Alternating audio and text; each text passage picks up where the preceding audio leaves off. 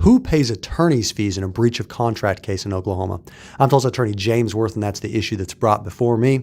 As far as attorney's fees go, the United States has what's called the American rule as opposed to the English rule. So in the American rule, the starting point, the default is each party pays their own attorney's fees, and that is the way it goes unless there is a specific statutory rule that is different than that.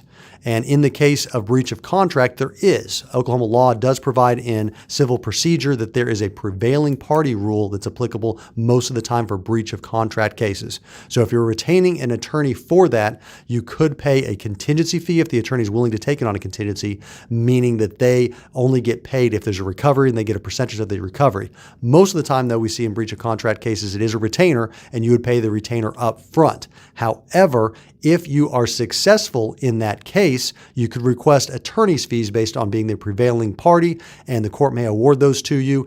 Generally, that is the case in a breach of contract. So who pays the attorney? Generally, you pay your attorney up front, and that may be subject to being paid by the other side if you are successful in the case. If you've got more specific questions about that, you're going to want to talk to an attorney about that confidentially. To get that scheduled with somebody at my office, you can go to makelawEasy.com.